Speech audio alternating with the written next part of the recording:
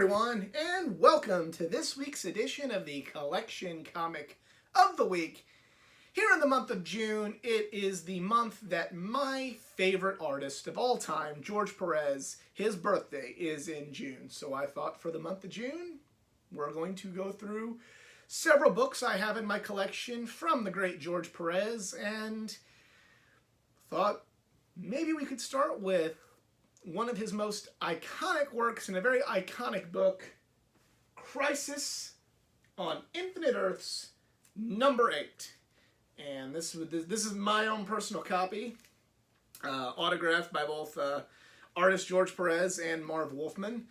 Luckily, I have a reprint that is pretty much just like this one, even down to the ads. It's got vintage ads, some vintage ads that don't even age well, but got vintage ads and everything, so won't be touching this one because of the signatures and the history of having an original copy of this, but I think we'll get pretty much everything we need out of this reprint.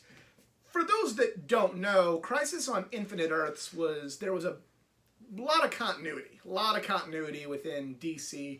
Multiple versions of the same characters, and honestly, I do a whole podcast talking about the different DC and even Marvel universes at this point.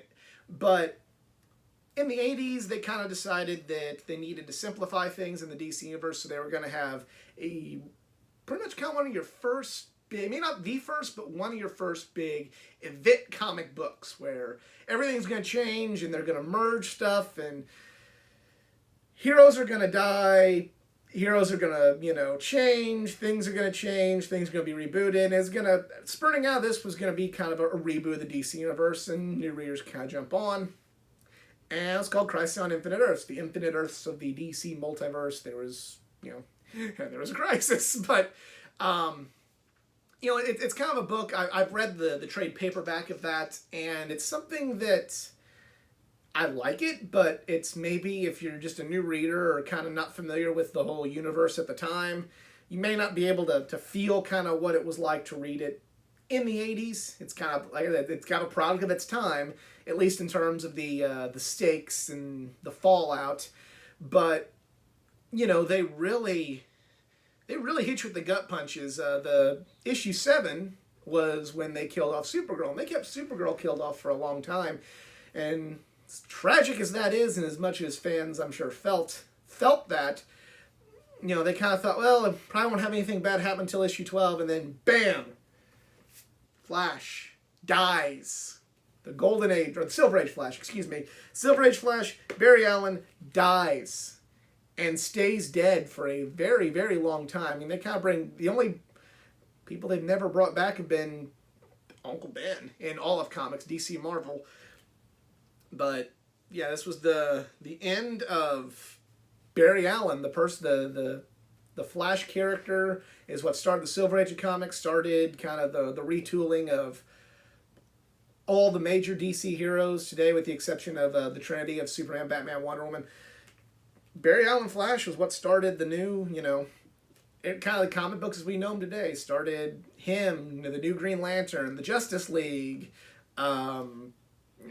kind of in that realm is what started Marvel Comics. So it's kind of like, even though they're different companies, like, because of Barry Allen, even the Marvel universe as we know it was kind of started. So for Barry Allen Flash to die was a big, big, big deal at the time. And it's, I mean, through the art and the storytelling, even though I can't quite feel the stakes, you do feel this. And, well, let's quit talking about it, and let's check it out.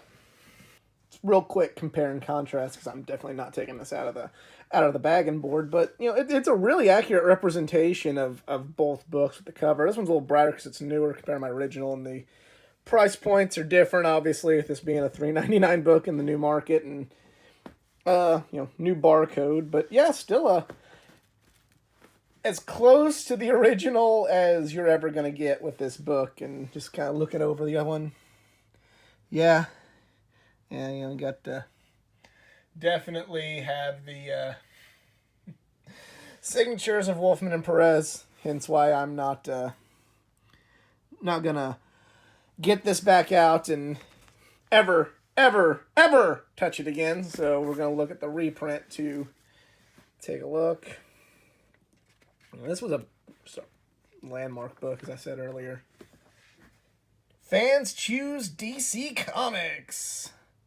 Got another George Perez book that maybe we will be checking out a little later in the month.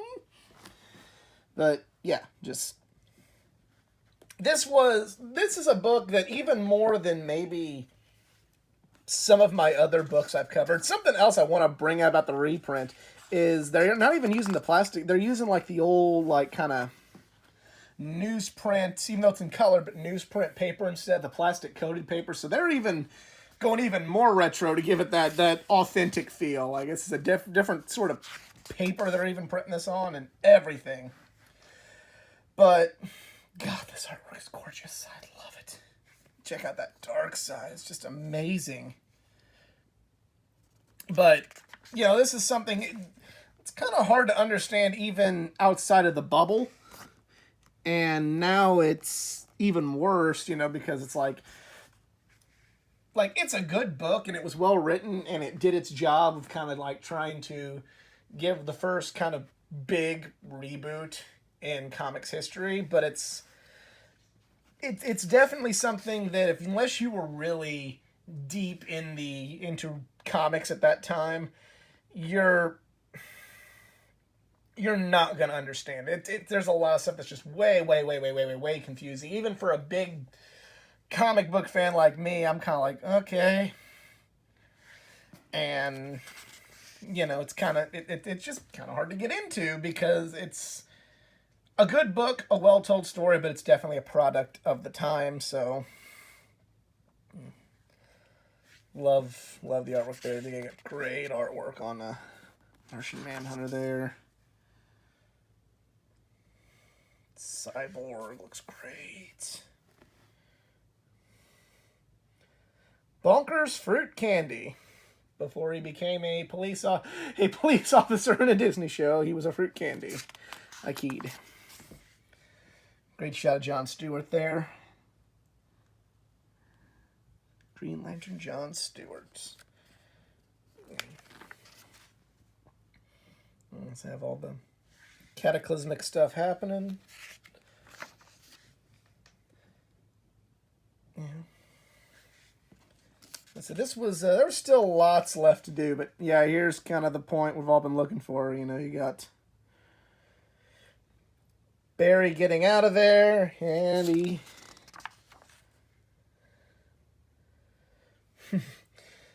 on video cassette Transformers $24.95, interrupting this dramatic. Starfire's getting married, and it's not to Nightwing? That's pretty cool. That would have had me intrigued. Because I really love the Nightwing-Starfire relationship. Glow-in-the-dark posters. 3 for $3. That's a steal. That is a steal. More.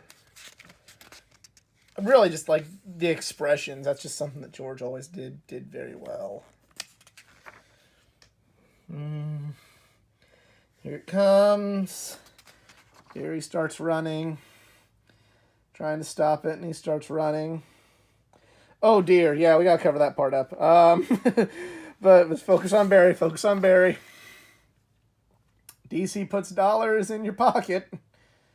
Save $3 here, but yeah, just I like getting to see the old ads, but like they put those like if you think comics today are bad at the placement of ads, geez, like we're literally seeing probably one of the most heartbreaking things to happen in comics to this point. We're seeing Barry Allen, the guy who kicked off this generation of comic books, the character that restarted the boom, started the Silver Age of DC Comics, and then in turn started all of these characters becoming what we know today, is dying right before our eyes, and yet we gotta make sure there's a frickin' Bill Cosby ad. Like, geez, like, I complain about today and the modern comics, but this was terrible, you know. Ugh. Yeah. It's kind of the big moment there. The Flash ring falls off, and Barry Allen is dead. Barry is no longer part of it. Even right there, you have 1956, 1985, The Flash. That's deep. That was, I mean, granted, through a modern lens, you know Barry comes back, but still, like, you're just, that's gotta be heartbreaking for a Flash fan this day and age. And advertisement for classic Kenner Superpowers collection Justice League figures, and I want all of them. I want all these retro figures. I know they're probably going to be hard to find, even loose, so I'm probably never going to be able to acquire them without, selling a kidney, but I want these. They look awesome. I will make room for these. But yeah, that was Crisis on Infinite Earths, issue 8. Yeah, that's horrifying there at the end, and George, just great artist. I love George Perez, and I'm really going to have a good time this month going checking out all the great George Perez art and collection comic of the week. But starting off hot and heavy. Still a history-making book, phenomenal artwork, and maybe the whole Crisis series isn't worth checking out on its own, but it's definitely worth looking at this book. And if you can find it at your local comic shop or at a comic book convention, definitely pick it up. It's a piece of comic book history. And if you don't want to pay a lot of money for a comic book like that, well, sure, your local comic shop might have the reprint like this one. But do you also own that book? Let me know in the comments section below. If you enjoyed this video, please give it a like, share, subscribe for more content, not just from the world of comic books, from the world of pro wrestling, gaming, anime, and all things geek culture. Follow me on my social media pages, facebook.com/athleticgeek89, Twitter at athletic_geek89. Can't talk, I'm so breathtaking by this awesome artwork. Instagram athleticgeek89, and if you'd like to help this channel out financially, I am on Patreon, patreon.com/athleticgeek89. Next week, George Perez Jr. will continue. On that, I'm out. Y'all be cool. Later.